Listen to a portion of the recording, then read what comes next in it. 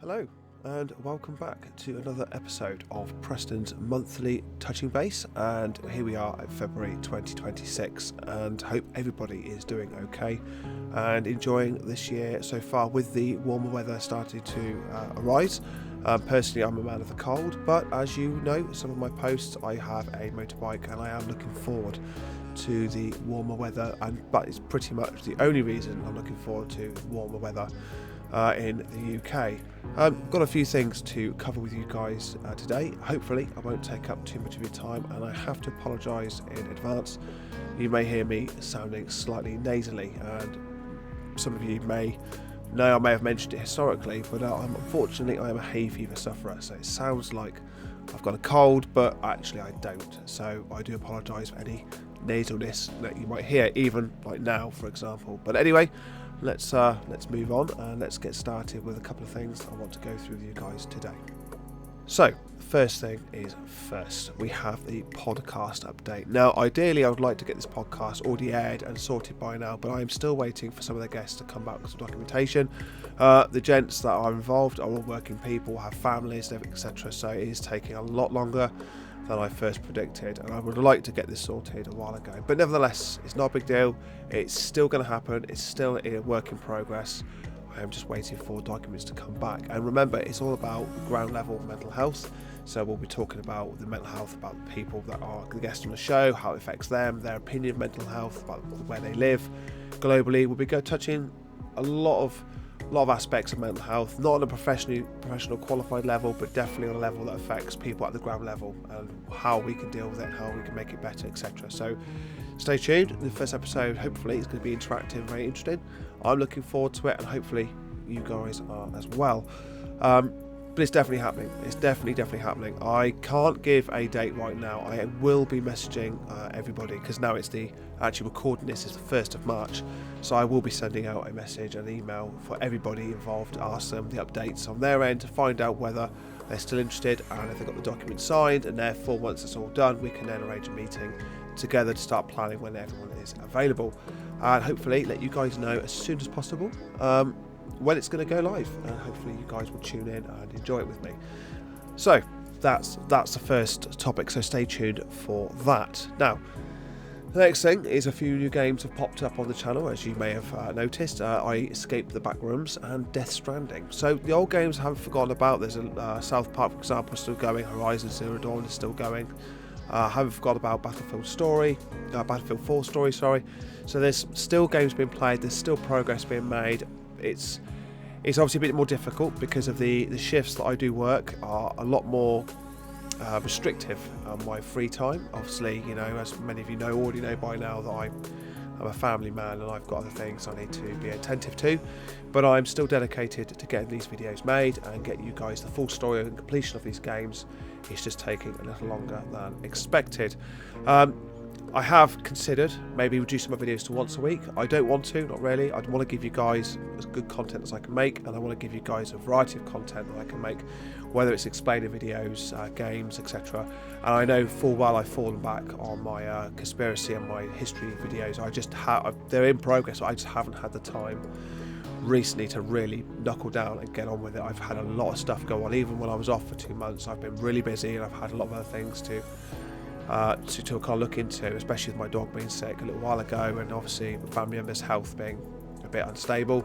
It's taking a lot longer than I anticipated and I wanted to, but nevertheless I haven't forgotten about these things, and I will do my absolute best to get these things sorted, to give you guys good quality content that I can do, hopefully content that you enjoy. And obviously, if you are interested in these things still, please leave me a message, leave a comment down below, let me know if you guys want to continue seeing these things, because these things do take a lot of time to make, and I want to make sure that you guys out there are going to enjoy it, and that you're still interested in having this sort of content on the channel. But nevertheless, these things are in progress, so stay tuned.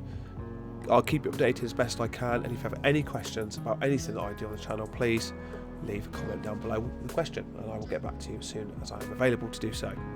So let's go into the Backrooms. I'm a massive fan of the Backrooms. I love the Backrooms. I think there's a few games now. There's the pool rooms, there's the classrooms, there's a couple of Escape the Backrooms games. There's Escape the Backrooms, which is the original, I believe, and then there's Escape the Backrooms Together, or Backrooms Escape Together, I think it's called. And I think there's a couple more out there as well. I love these sorts of games. I think the Backrooms is absolutely brilliant, and I follow a lot of content creators on TikTok and Instagram. Together? You need to find me. That we... Yeah. Oh! I see the monster! Where should I go? No, there was a monster with horns. Yeah, that's Preston. What the Oh!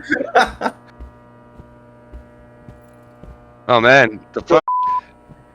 Okay, come here. Oh, where was the...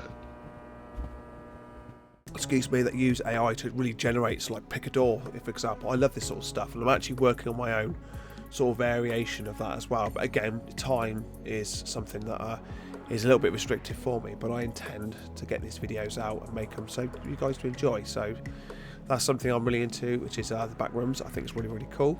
Another game that's been on the channel is Death Stranding.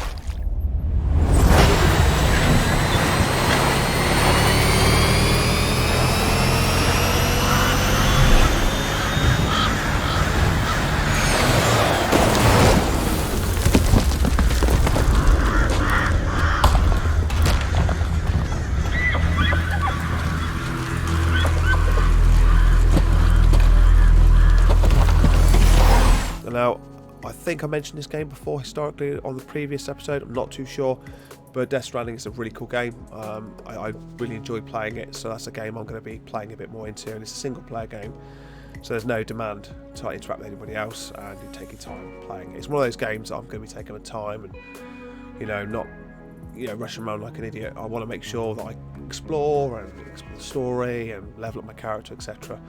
And hopefully make it a game that you guys will enjoy, even if it's a game you could sit back and just chill out to and have in the background or just watch casually. It's not like Dark Tide where it's all intense and it's constant and continuous action all the time. It's a little bit more, I'm not going to say relaxing. There are times when you can, like, you're riding your bike and you're going around, it's quite relaxing. But when obviously the BTs, which actually stands for beach things, which I actually remember, when they are involved, it is a little bit tense, but nevertheless, I will be playing that game more, and that doesn't mean I'm going to forget the other games either, like Horizon Zero Dawn. I will be playing those games as well, so I'm trying to make sure there's enough variety for everybody. So that's one thing that we can put to the table right now. So stay tuned. I will touch on the Megadrive situation. So the Megadrive simulator on Steam, I've not had any comeback. I've done a lot of reading into it, and I've tried to find some solutions to it, and a lot of people don't seem to have much luck with it, and I don't know why this doesn't play. I literally get a black screen. Sometimes you get the D3 where his logo pops up and the Sega logo pops up, and then it just has a black screen. It doesn't do anything. Or when I reboot it again, I reload it, etc. It does the same again. It's a black screen. Nothing. It doesn't go any further. So I have to actually Alt F4 or physically close the program down in Task Manager. Now for me this is very, very frustrating because some of the games on there I really wanted to play. Obviously there's more Streets of Rage content I wanted to make. I still need to complete Streets of Rage 2 with some of the characters that I haven't managed to be able to do, and it's frustrating. And I've also got some of the Golden Axe playthroughs I want to do. I did a playthrough with, I can't remember her now, I remember her name. It's the female character. I got quite far in that, and I want to play with the other characters too, but unfortunately it's just not happening. I can't get onto it. I physically can't get onto it, so it's very annoying. I can't deny that. It's very annoying, so that's something I really need to kind of continue to keep prodding to try and get a resolution from that.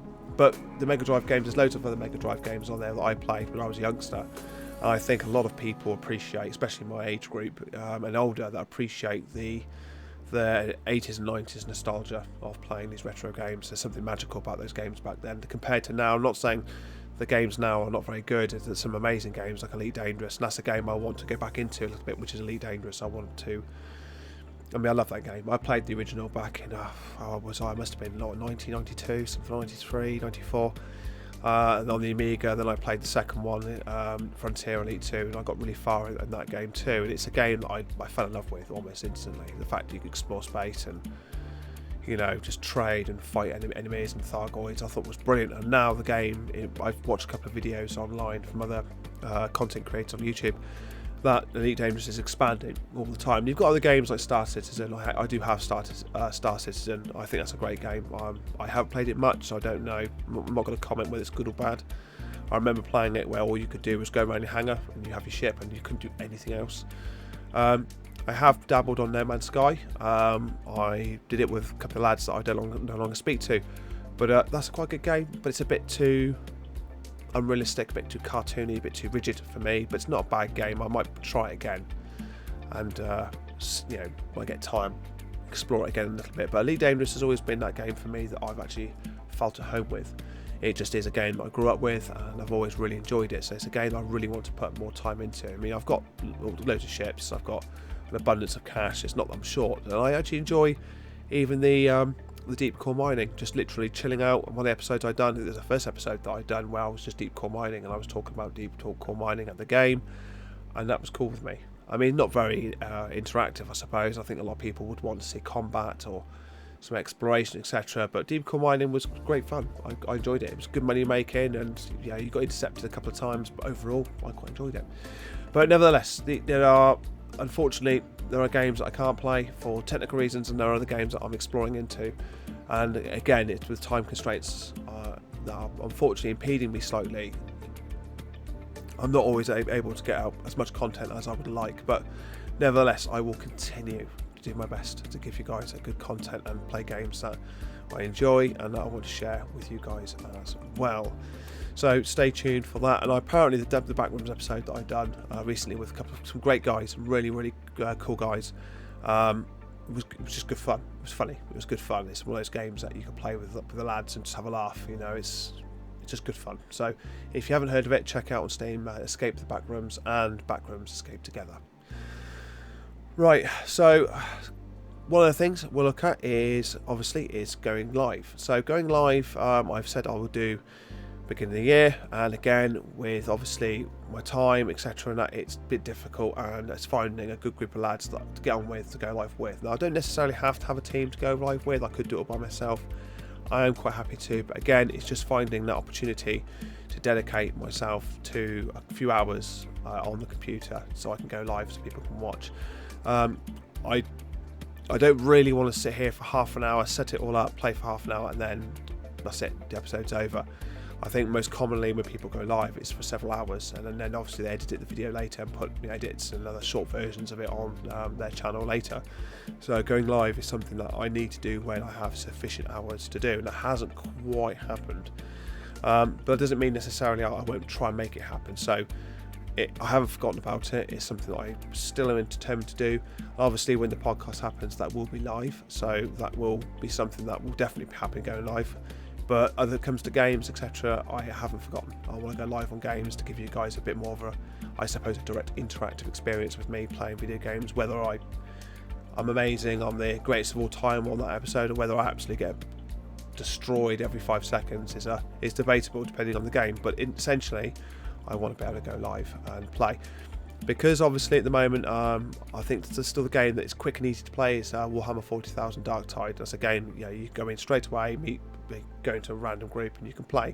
Whether you win or not is a different matter, but it is quite, because I play the game quite a bit, I'm not going to say I'm amazing at it, but I'm competent. I know my class, I know what I'm doing, and I get through it.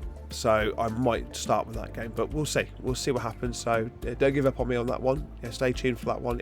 Going live is the thing I'm seriously considering and want to do, so bear with me. Right, so what's next? So we've got my bike. So as you well know on the channel, I've bought a motorbike. Now obviously the bikers out there and people that know bikes that will immediately recognise it. Those of you who probably don't will probably look at it and go, it's a sports bike, it's quite nice looking, etc., and all that, and obviously it looks quite fast. Well, not going to hide it. I am still trying to get through my mod 1 and mod 2. So I actually decided to buy a Lexmoto LXS 125. It's a 2024 plate, so it's relatively quite new. I took it out yesterday, and I've only just recently, down below there, received the old camera module here, so I can actually obviously talk and I can record my journey. It's not the best. There's a lot more better gear out there to record motorbike journeys, etc. around, but it's a start. One of the main reasons I bought that was for safety as well, so if anything occurs in front of me, I can then have it on video, and then obviously, you know, if someone pulls out in front of me, etc., or brake checks me, I've got to record it. And I would recommend, if you are going to get a motorbike, that you have some sort of visual aid with you, so that, you know, anything happens on the road, you have it on camera. So I would obviously, it's down there at the moment, I don't necessarily want to get up and go grab it, but it's not a bad one. I didn't pay a fortune for it, I only paid about 60-70 quid for it, but it's when you attach it on your side of your helmet, it's got a little camera at the front, and you can see in front of you. But I have a 125, and I took it out yesterday for a spin. Obviously going from training on Suzuki 800 8Ss, which are amazing bikes, by the way, really good bikes, really stable, really kind of comfortable, to this thing is a massive change.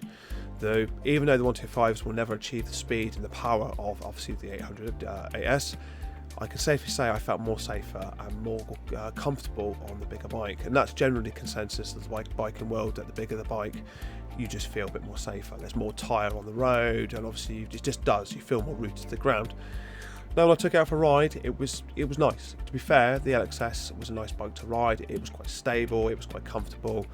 It does vibrate a little bit. I think they're renowned for being a little bit vibratey, so my hands obviously were going a little bit numb after a prolonged ride, but I'm in my local area, I decided to take it for a spin, get used to it, find out where the clutch, obviously, bike point was, and obviously the gear changing, how it all worked. And it is a bike that requires a lot of revs to change gear. The power, obviously, biting point for the bike was quite high up in the rev range, and I did some research, and that was actually considered quite normal. But obviously I've just discovered a minor issue with it. Could be minor, could be major, but a couple of times when I was out riding, suddenly the engine light would turn on and I'd lose all power. Then anywhere between 1 and 2 seconds later, the engine light would disappear and the power would come back, and off I would go. So it's something that I've got booked in for next week to be inspected, investigated, and I'm going to give it a full service as well, because I actually now have the recording equipment. I wanted to set it up and I wanted to go for a ride to give you guys a bit of a visualization of me riding my bike. But unfortunately, in this particular moment in time, that's not going to happen, because I don't want to run the risk of the problem getting worse and then I get stranded. But nevertheless, I have it. It's a lovely bike to ride. It's a good start. It's a good start for me. It's getting used to being on my own and being an independent rider more consistently.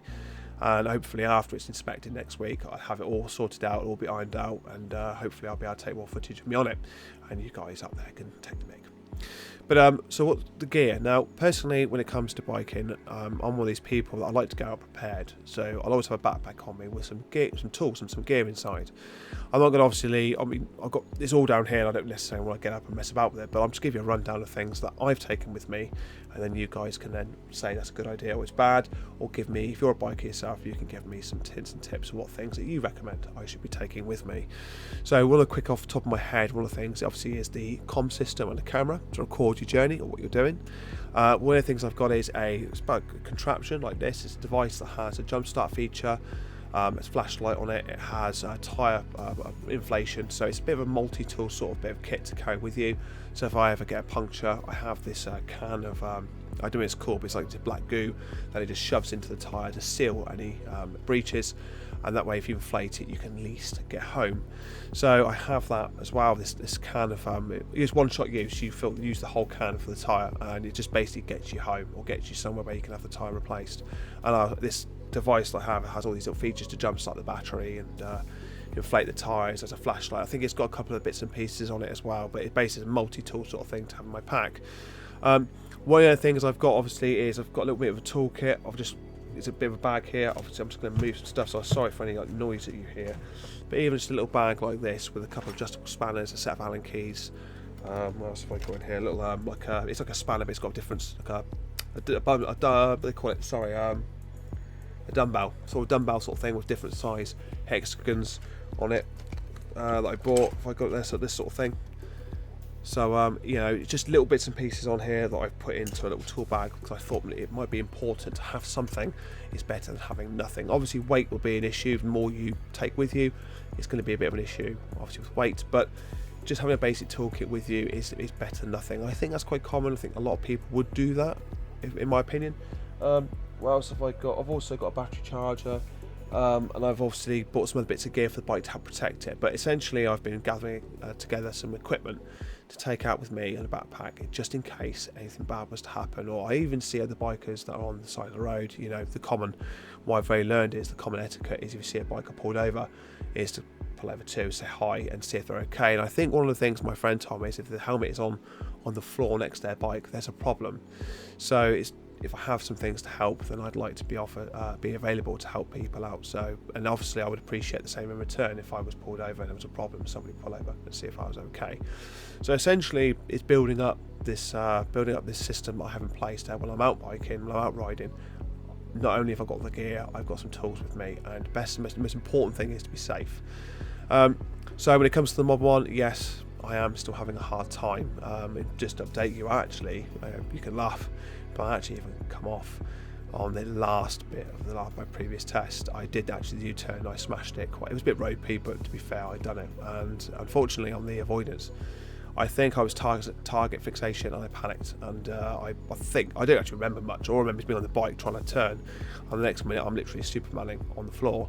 30 miles an hour, about 30 miles an hour, maybe 25, 30 miles an hour on the floor, and I was okay. I got a few bruises, but nothing was majorly damaged, and the bike was okay. But essentially, I think as I went to do the avoidance, I think I target fixated, and I was too late turning. I didn't countersteer the bike in, lean in to go round, and I come off. So that's frustrating, despite the fact I did all the parts of the test okay. So I will be going for another one. I will be taking another test to try and do it. I'm determined to nail this. From going from somebody who literally never rode a bike in his life to doing the CBT quite comfortably and the theory test quite comfortably, and even when I was doing my Mod 2 training, riding these 800s around, it was brilliant. It was great fun. You know, I didn't find any problems. It is for me still understanding and knowing the fact that I'm going all these high speeds, and you know, you come off and you slide off, whatever it is, and you're off the ground, you're doing it 40, 50, 60, 70 miles an hour. That's quick. That's incredibly quick, and you could die because of this, and you could have broken bones, you could seriously hurt yourself. And in my head, being in a car, you know, I've got no problem with my car just going whatever speeds I want to within the car's limitations. I don't speed anymore on my car. I'm a dad. I want to live, you know, I don't want to do stupid stuff, but essentially, you know, in a car you are a lot safer. When it comes to being on a bike, you are much more vulnerable. And even when I took my bike around where I live at the moment, and I'm doing like 30 miles an hour, it's still perceptibly very quick, because, you know, you're so close and open to that road that if anyone wants to hit you, or you hit an oil spot, or you don't get a speed bump correct, you're off. So there is this sort of, it's in my head, a lot of it's in my head, and it's getting round. Even the learning to lean, you know, your brain doesn't want you going too far, and it's teaching yourself when you lean the bike about, you know, not to see the faster you are, but you have speed with it, and you have control, you're loose in your arms. There's a lot to learn in how to navigate a bike carefully. So all these sort of things are put in place, and I'm getting more and more experience over time. I think if I even fail the Mod 1 again, I will keep going, and eventually, after I train myself and I take my 125 out a lot more, and I have that on the road experience, and I get that muscle memory, and I defeat these sort of like safety mechanisms I've got, then hopefully I'll get to the point where I can get a bigger bike and I can really start adventuring. And that does bring me on to the Euro tour that I want to do. Being obviously on the 800s going around is great fun, and being on the 125 obviously is a different experience, and that's not going to make it across Europe. It might, based on current trends, mean I might be doing my Euro tour next year, because just to get some experience in the UK, I think the sensible option is to delay doing this year and do it next year. Depends, obviously, if I nail it really quickly and I manage to get a bigger bike sooner and I get used to it and I'm comfortable, there's nothing to start saying I can't go in August and October time where the weather is actually still considerably nice. But on the other side of it, it might be worth being a bit more sensible and waiting a whole year, get a whole year's riding in the UK, get really at home with the bike that I've got, and then maybe doing it next year. So we'll see how that plays out. Right, so apart from that, the last thing I think on my list here is the mini-series that I've been kind of working on using AI. Now, I think I mentioned it a little while ago that some of my AI generations that I've done did get a little bit of heat. I think it was the Terry Tiger sort of one, where people said it's AI slop and everything, and there are some people that really take a dislike to AI, and I understand why. I think I went through it last episode, but I am starting to develop. I'm a massive Dragon Ball fan. I have Dragon Ball tattoos, and I'm a massive Dragon Ball fan. And a long time ago, I made this character for a role-playing game. There were some Dragon Ball RPGs that were engines like Dungeons & Dragons, Rifts, and all this sort of stuff, D20, D10s. And I decided myself that I wanted to make my own Dragon Ball game engine. But there's an official one that was out, and I kind of used that as a template because it wasn't very well engineered, we'll call it, and it was very confusing. So I thought I'd make one that was a bit more simple, and I decided to make my own. I made a character called Brella, and she was a legendary Super Saiyan from her universe. I've got a bit of a backstory for her. It's obviously there are, I think, 13 universes in obviously the Dragon Ball world at this moment in time. I think some before that were deleted. So I've kind of turned around and said that there is another universe out there, Universe X, and it's kind of like a hidden universe that they've hidden away for a while, and she's managed to have this pod, this experimental, like Saiyan space pod, and she was on this ice world, typical like Broly was as well, where they had the fight with Goku and Vegeta. And I won't bore you too much with it, but basically her mum was captured when she was obviously pregnant with Brella, and experimented on, and Brella was born. And the Red Ribbon Army decided to experiment on the mum. The mum passed away during childbirth, and when Brella was captured, she obviously was used as a bit of a toy and experimental lab rats, etc. And as she grew in power, being the legendary Super Saiyan, she obviously found out what happened and then destroyed the facility. And then this experimental Saiyan space pod basically opened up a portal into the world of Goku, which is Universe 7. And then obviously she crashes down, and obviously is introduced to Goku and the world of Earth as such, of Universe 7. So I've actually used AI to generate this story. Now obviously it's nowhere going to be as good as what you see on the TV, created by obviously Akira, and the quality, I don't think it'll ever be as good as that, but I must admit it isn't that bad. Some of the fight scenes are a bit questionable. There's a couple of fight scenes that I've done was like really quick. They don't last long because she's a legendary Super Saiyan. She disposes of these first few enemies quite quickly. Fighting in Generation sort of AI is still in what I consider quite an early sort of phase. The fights aren't that bad, but they're not brilliant. But the actual story progression of it, when she walks around and looks around, I thought was actually not too bad. And I want to generate like a mini series of her landing and meeting the characters, and try and generate the characters as best as I possibly can. And then obviously maybe fight them a little bit, and she generates herself, has a place in Universe 7, and maybe she'll go somewhere else, maybe something else will happen, but essentially she is one of the characters that I've tried to make a mini series, a mini story about. And I've had a couple of people preview it, and they've quite liked it, they thought it was quite good, so that's something that I'm quite happy with. And then there's the other thing what I'm doing is, sorry guys, oh, hay fever's really nailing me. The other thing I'm doing is obviously my Nightclub series, which obviously I've had an episode go out where different dancers, and I think what I'll be doing is I'll be making the next few episodes where we have one particular dancer. Every so often that we'll do a dance for like, I don't know, 30 seconds or a minute or something for the viewers to enjoy. I think a lot of people would like that sort of thing, and we can have lots of like cat ladies, and we can have robot people, androids or aliens, whatever. There's a various amount of like characters I can generate. So that's another thing I'm working on, and luckily enough I've got different AI engines to use to do that. So there's a lot of things I've been working on, and some of the things I can work on obviously with my PC, and there are some things I can only work on my phone, there's some things I can't work on at all because obviously at work, etc. So there are different things I could try and utilise. Right, so I don't want to go too much longer, so obviously, so if you have any questions, fire away downstairs on the comments, let me know what you think. But I want to give a community shout out to somebody who I met on TikTok, and they're another content creator that has a YouTube channel as well, and I got chatting to this person, and I think they use AI as well to generate these videos about planets and stuff like this, and different planets and worlds. I might even try and have a clip of his video going up on above near me, so to give you a visualization. But I want you guys to go and check this guy out, and it's on YouTube, and it's Planets Bomb, So it's planets, PLANETS _ bomb, BOMB. And I want you guys to go and check this guy out, because he's really keen. He's obviously he or she, I don't know if it's a boy or a man or woman, boy or girl, but they're really excuse me, they're really keen to obviously get out there in the YouTube world and advertise, etc. And they also have a TikTok which is called Planets Bomb as well, and they're really keen of getting people to follow them and check their content out. And what I saw of it, I thought it was pretty cool. I thought it was pretty good, and I want to continue to help people grow. I want to help to continue advertise people. I don't want anything for it. I'm happy to, put people out there and connect people, because we all started small, and I want to try and make sure that I do my best to be one of those content creators that will continues to put other people's content forward. And if you follow me on Facebook and Instagram and TikTok, you may find that on my story I often will put other people's stuff up, whether it's like real life stuff, what's going on in the world, backroom stuff, or AI stuff, or planets, or horror stuff, or stories.